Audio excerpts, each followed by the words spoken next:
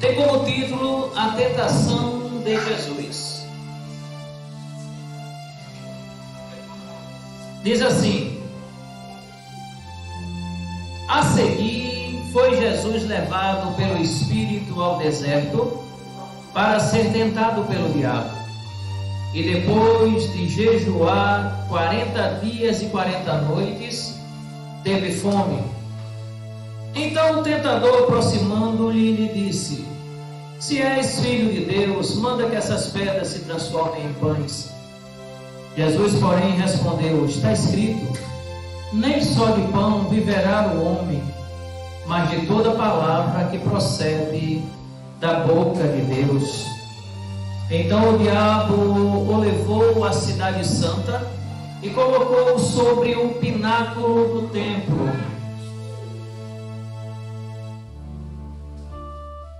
E lhe disse: se és filho de Deus, atira-te abaixo, porque está escrito: aos seus anjos ordenará a teu respeito que te guardem, e eles te sustentarão nas suas mãos para que não tropeces em alguma pedra. Respondeu-lhe Jesus: também está escrito: não tentarás o Senhor teu Deus. Levou ainda o diabo a um monte muito alto e mostrou-lhe todos os reinos do mundo e a glória deles. E lhe disse: tudo isso te darei se prostrado me adorares.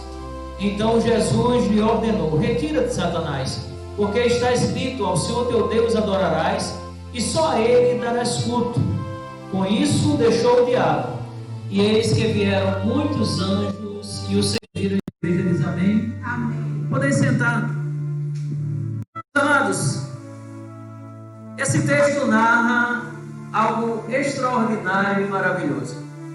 Nosso Jesus Cristo, quando ele estava em seu ministério terreno, ele certa feita ele foi levado, provavelmente foi arrebatado pelo Espírito, a Bíblia não deixa claro, mas ele foi levado até o deserto, onde ele passou 40 dias e 40 noites jejuando. E ele foi levado ali com um propósito de Deus. Ele foi levado ali para ser tentado. Ele foi levado ali para ser tentado. E nós vimos na aula passada, durante o nosso seminário de batalha espiritual, que a função ordinária dos demônios, daqueles anjos que são anjos caídos, é de tentar. E Jesus quis nos mostrar que mesmo sendo tentado no deserto, onde não há fartura de nada, da escassez de tudo, ele poderia sair vitorioso. E ele nos mostra uma arma de ataque e defesa, que o apóstolo Paulo vai citar também lá em Efésios, a partir do versículo 6, que fala da armadura de Deus, o item chamado a espada. Essa espada que Jesus usou, ela serviu tanto para se defender, como para atacar. E ele chegando no deserto depois de 40 dias e 40 noites em jejum, provavelmente o jejum foi um jejum parcial, porque a Bíblia não diz que ele não bebeu, só diz que ele não comeu durante esses 40 dias. Provavelmente foi um jejum parcial, nós não temos essa afirmativa de dizer que foi um jejum total, porque ele não diz que nem bebeu nem comeu, ele diz apenas que não comeu durante esse período. A verdade é que ele agora ele se vê diante do inimigo das nossas vidas, do inimigo das nossas almas, ele se vê diante de Satanás. E Satanás não veio para brincar, não é? Quando você vê lá em 1 João, capítulo 2, verso 16, a palavra de Deus vai dizer assim: porque tudo que há no mundo, a concupiscência da carne, a concupiscência dos olhos e a soberba da vida, não é do Pai, mas do mundo. Então, 3 pontos para nós entendermos: concupiscência da carne, concupiscência dos olhos e soberba da vida. São esses 3 pontos fundamentais onde ocorrem as mais diversas tentações. Satanás ele utiliza esses 3 pontos frágeis da vida do homem, do caráter humano, da natureza humana, para tentar. E nós vamos ver que nesses 3 pontos Jesus fora tentado, porém ele não se deixou cair em tentação. Ele venceu a Satanás no deserto.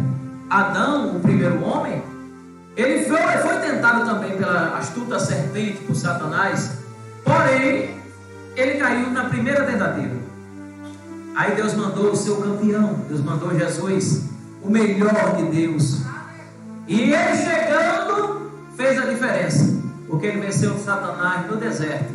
Enquanto o homem perfeito, a imagem e semelhança de Deus, que era Adão, perdeu para Satanás, onde ele tinha de tudo no jardim do Éden.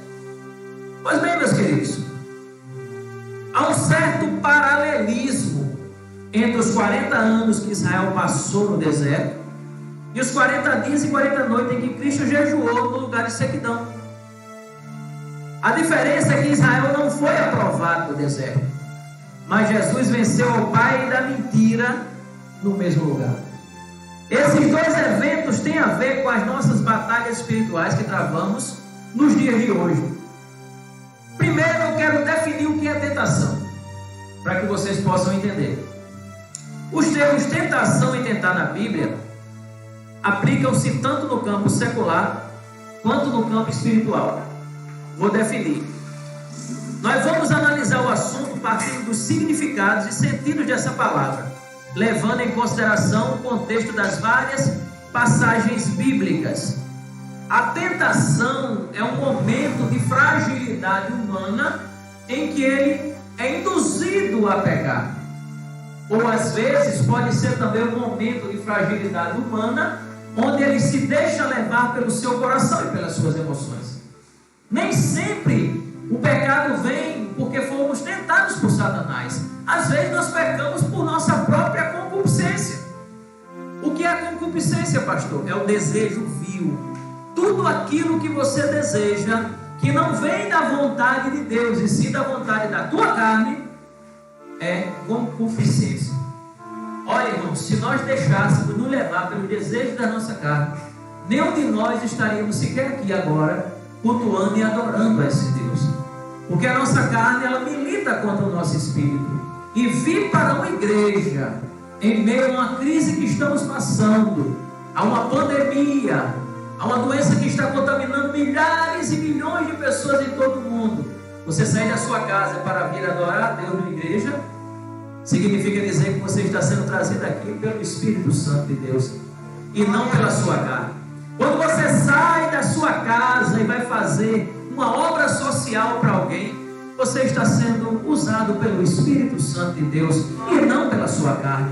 Quando você faz qualquer ato de bondade, esses atos de bondade procedem do Espírito que você tem. Mas pastor, tem muitos ímpios que também fazem atos de bondade. Mas até nos atos de bondade pode haver pecado, queridos. Se você fizer um ato de bondade por autopromoção, você está pecando. Você está querendo que aquilo atraia holofotes para a sua vida. Você está querendo que aquilo lhe dê votos. Você está querendo que aquilo lhe traga algum benefício. Quando você vê muita gente fazendo bem pela comunidade, próximas eleições, você tem que entender que tem alguma coisa que está errada. Você tem que observar aquelas pessoas que fazem durante o ano todo, independente de ter campanha política. São aqueles que chegam para você, independente da situação ou do período, da sazonalidade do ano, chegam para você e dizem: pode contar comigo, eu estou com você. São aqueles que oram e intercedem por você. É sim, mas você não acha que é muito estranho? Chega perto da política, a gente vê as pessoas se mobilizando para fazer ações sociais. Isso é muito estranho, queridos. Nós não caímos mais nessa. Mas Jesus é diferente. Ele disse que estaria conosco até a consumação dos séculos, e assim Ele tem feito. Ele não tem que deixar, Ele não tem que desamparar, Ele tem estado contigo. Ele morreu na cruz do Calvário e deu todo o seu sangue. Ele merece o nosso respeito, porque Ele nunca sequer uma vez frustrou uma de suas promessas. Ele nunca mentiu. E Ele foi levado ao deserto para ser tentado por Satanás. E diz a Bíblia que a tentação de Jesus no deserto é o primeiro acontecimento registrado da sua história depois do batismo por João Batista no Rio Jordão. Aí eu já tiro um parênteses aqui para falar uma coisa interessante. Quando você tem uma bênção, pode ter certeza que vai vir um contra-ataque do inimigo. Que bênção maior tem para nós participarmos do batismo nas águas, temos um novo nascimento? Que bênção maravilhosa é para você por ter a oportunidade de nascer de novo, de ser um novo homem, de deixar as coisas passadas para trás, de virar a página da tua vida, de ser verdadeiramente aquilo que Deus quer que você seja. Porque Deus não lhe criou para ser um derrotado. Deus não lhe criou para ser uma pessoa que vai fazer o mal, não. Ele lhe criou para as suas obras, Ele lhe criou para fazer parte da sua igreja, Ele lhe criou para você ser separado do mundo. Jesus, quando foi batizado por João Batista, imediatamente ele foi levado para a prova.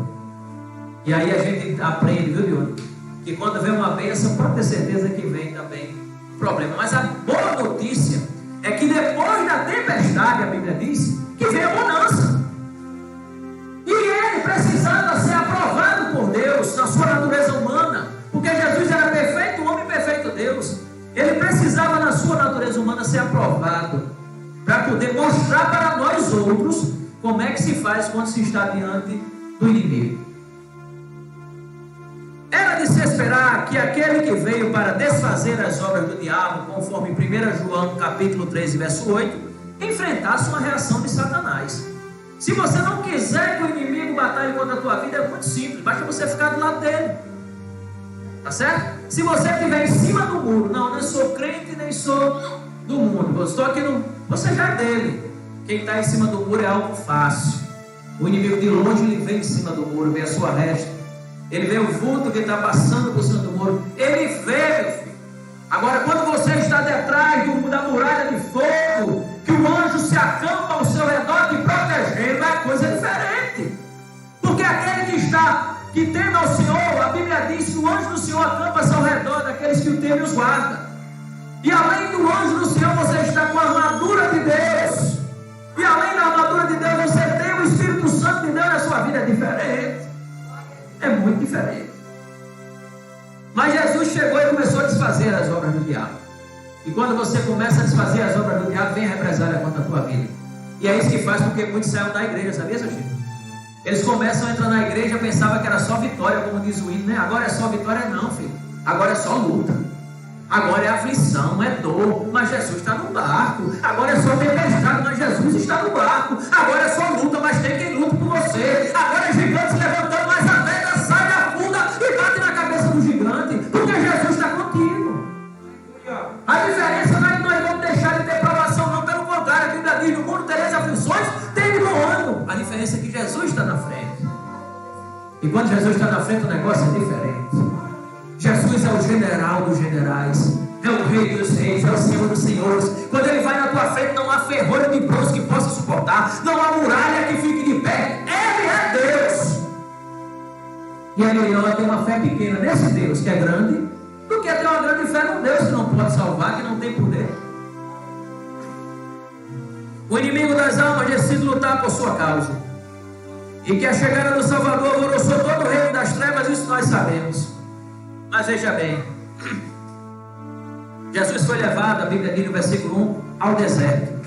O deserto é um lugar onde os seres humanos percebem a grandeza de Deus. É a fragilidade humana que fica exposta. É um lugar de profundo silêncio para meditação e oração, onde há uma vastidão de espaço para ouvir a voz de Deus. Foi no deserto que grandes homens de Deus foram preparados para o serviço sagrado, como por exemplo Moisés foi preparado no deserto. Outro que foi forjado no deserto, Elias, lá em 1 Reis 19, capítulo 4, versículo 4 até o 10.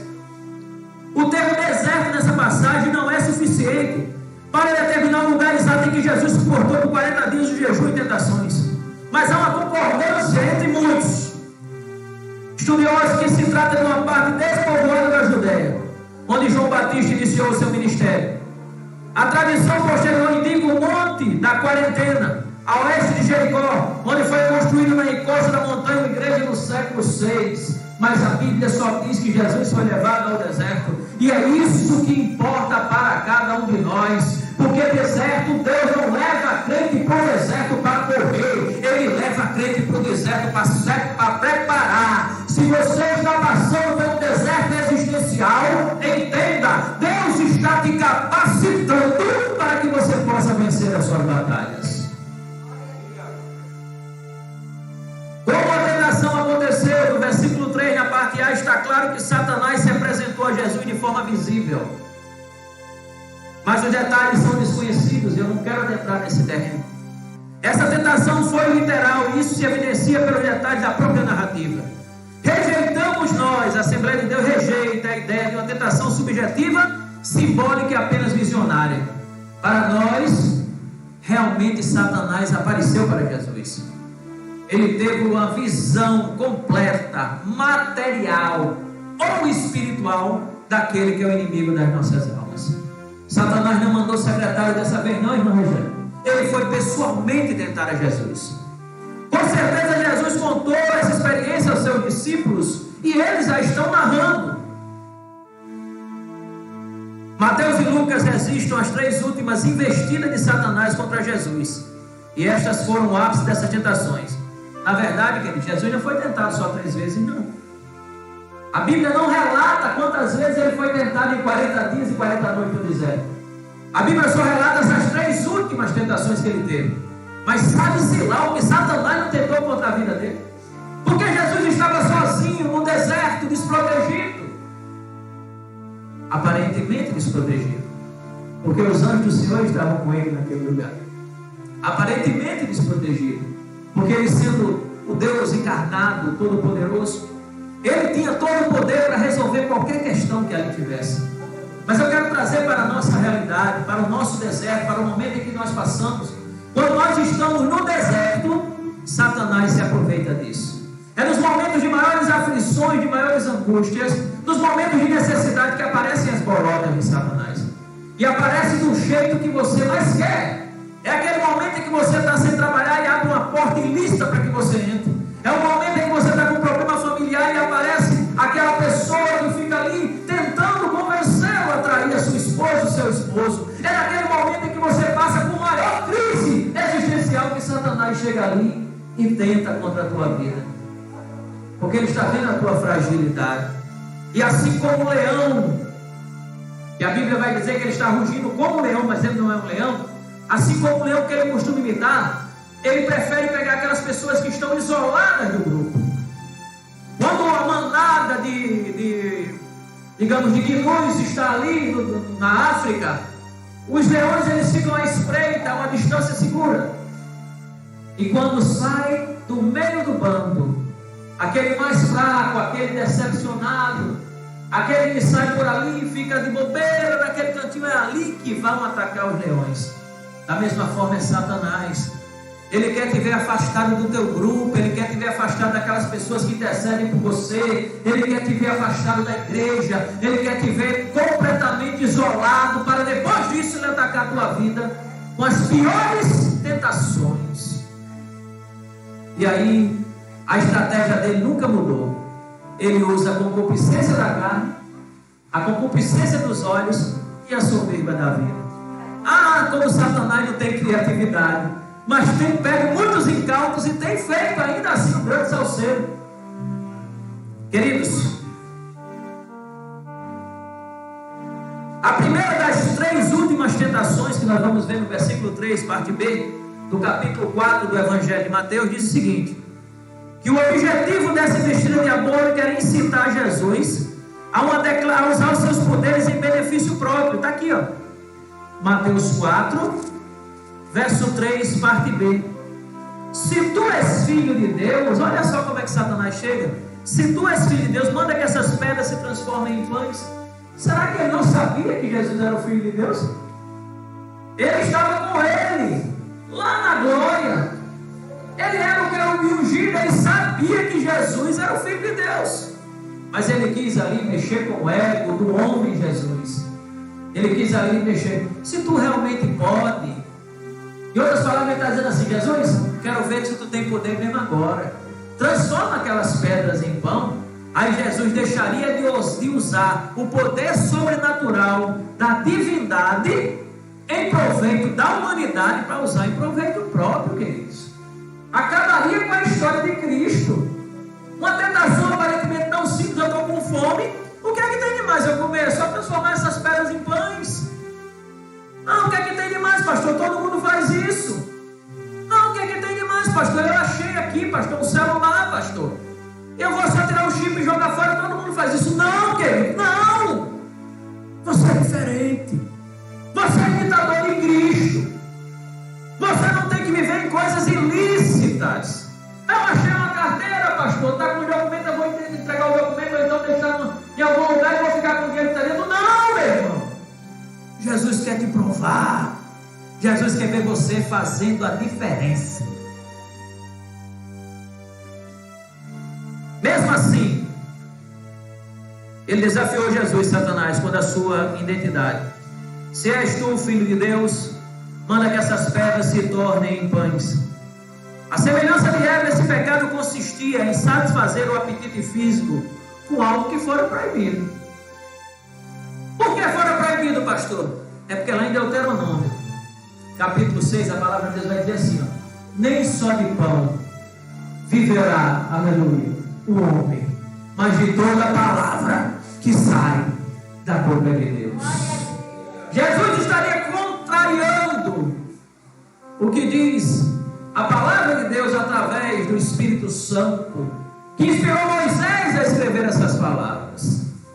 E Jesus não é igual a certos crentes.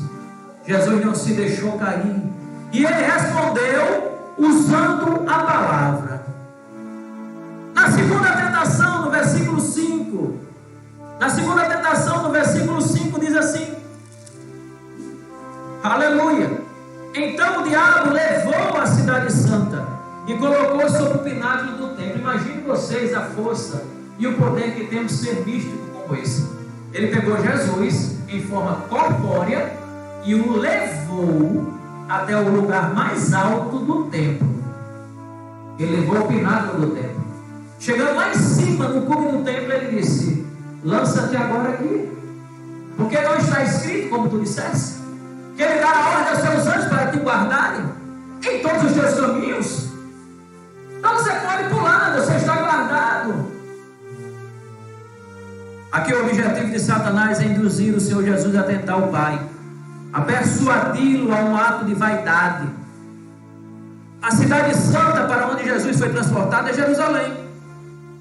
Satanás incita Jesus a jogar-se do pináculo do templo abaixo, usando o texto de Salmo 91, verso 11 e 12. Satanás agora diz: espera aí, ele está usando a Bíblia, eu também conheço. Vamos usar aqui o Salmo 91, que o salmista disse lá, que ele poderia se jogar aqui, que tinha anjo para guardar ele em todos os caminhos. Essa passagem refere-se a alguém que confia em Deus, e não alguém que está tentando a Deus, e não alguém que está provando a Deus, não. Refere-se a alguém que confia em Deus e por isso mesmo ao próprio Senhor Jesus ter proteção divina. Conforme as promessas do Salmo, é muito diferente de alguém tentar a Deus. A proposta de Satanás era para que Jesus viesse a testar a Deus, algo que as Escrituras proíbem você de estar testando a Deus. Onde é que proíbe, pastor? Abra sua Bíblia em Êxodo 17. Êxodo capítulo 17. A Escritura proíbe que nós venhamos a testar o nosso Deus. Aleluia. Êxodo 17, do versículo 2 ao versículo 7, vai estar dizendo assim,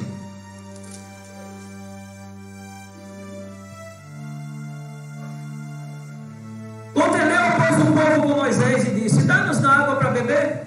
Respondeu Moisés: por que contendeste comigo? Por que tentais ao Senhor?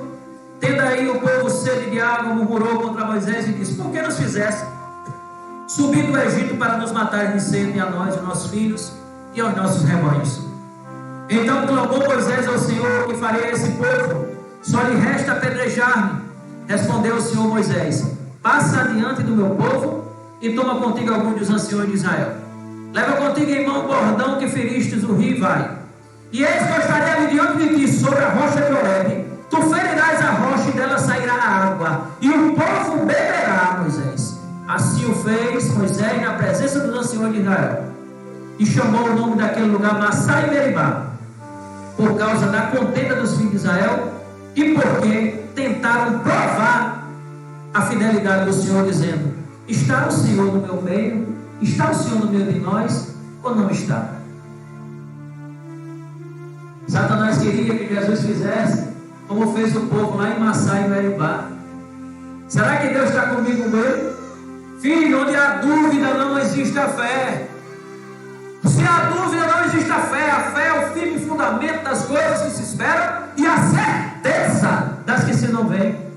Satanás queria anular a fé de Cristo. E olha que ele estava 40 dias e 40 noites em jejum. Estava fraco, materialmente falando. Mas quando estamos fracos, materialmente falando, e espiritualmente nós somos fortes, Satanás não tem como contender com nenhum de nós. Basta que para isso nós venhamos a usar a maior arma que cada um crente tem, que é a palavra de Deus. A terceira tentação, porque Satanás não desiste na primeira não, viu? Ele vai por um lado, vai por outro e vai tentando, ver se você cai. Mas se você resistir firmemente até o fim, você vai ver que no final os anjos, assim como serviram a Jesus, vão te servir também. É só uma questão de perseverar, é só uma questão de resiliência, é só uma questão de continuar firme no caminho do Senhor. Deus tem um propósito maravilhoso com cada alma, que Ele chama para o seu propósito específico. Além de nos transformar na pessoa bendita de Jesus a cada dia, Ele tem uma obra com cada um de nós, e nós precisamos estar apercebidos disso. A terceira tentação está no versículo 8. Mateus 4 e 8. Vamos a ela. Levou ainda o diabo a um monte muito alto. Quer dizer, ele tentou a concupiscência da carne, né, para se alimentar. Depois da concupiscência dos olhos, não é? E agora ele vai para a soberba da vida. A parte da soberba da vida é muito simples. Ele chegou, levou Jesus para um monte muito alto. E chegando nesse monte, ele está vendo os reinos, Jesus? Sim, estou. E daí todos esses reinos da terra se prostraram e tu me adorares. Oh, meu Deus. Esse último ataque consistia em induzir Jesus a se apoderar do domínio mundano por meios ilícitos. Como disse um grande comentarista dos evangelhos, a concessão era pequena, a oferta grande. Teria Satanás o controle do mundo a ponto de oferecê-lo a quem desejasse? Claro que não. Satanás é o pai da mentira. Ele é dono de nada. Jesus tem Satanás na coleira. Lutero vai dizer que ele é um cachorro, é um cão de Deus. Deus só solta até onde Ele quer. Satanás tem que aceitar aquilo que Deus determina. E se fosse pela vontade dele, todos nós estaríamos mortos. Ele teria acabado com a tua vida, ele teria acabado com a minha vida, ele teria nos jogado na sarjeta, mas ele não pode, porque estamos em Cristo. E aquele que está em Cristo está guardado. Eu estava dizendo isso para minha esposa um dia desse. Todos os dias Satanás elabora centenas de armadilhas contra as nossas vidas. E se não fosse a oração, se não fosse o caminho de santidade que nós escolhemos, nós já tínhamos caído. Não adianta, filho, não há mais outro lugar para se estar. Esse lugar que devemos estar é a casa do Senhor e acabou. Devemos estar nos seus átrios. Devemos louvar os louvores com o coração, para aquele louvor que sai dentro de nós, chega até o trono da glória de Deus. Jesus não discutiu sobre essa reivindicação do diabo. O Novo Testamento mostra que Satanás é o Deus desse século. Lá em 2 Coríntios 4:4. O príncipe das potestades do ar, Efésios 2:2. O príncipe das trevas desse século, as hostes espirituais da maldade nos lugares celestiais, Efésios 6:12. E a Bíblia vai dizer em 1 João 5:19 que o mundo que Satanás está oferecendo jaz no maligno. O mundo, o sistema mundano que estão vivendo já no maligno, estão mortos em seus delitos e pecados. São pessoas que aparentam estar vivos, mas estão mortos. Verdadeiros zumbis espirituais que andam por aí. Brincam, fazem festa, se casam, dão esse casamento, mas estão mortos espiritualmente. Eles não conseguem ver que estão em meio a uma grande guerra espiritual, a uma grande batalha espiritual, e não se preparam para ela porque não têm entendimento. O entendimento deles foi cegado pelo Deus desse século. Satanás não tem nada para dar para ninguém, irmãos. Tudo não passa de uma mera aparência do engano. Eu fico feliz com esses textos que nós temos nas mãos, porque as respostas que Jesus deu servem para a nossa vida e edificação no dia de hoje. O ataque diabólico foi nas áreas mais sensíveis do ser humano: a concupiscência da carne, a concupiscência dos olhos e a soberba da vida. Mesmo com toda a sua habilidade maligna, foi grande e devastadora a derrota de Satanás. Veja o que Jesus fez com ele no versículo 11.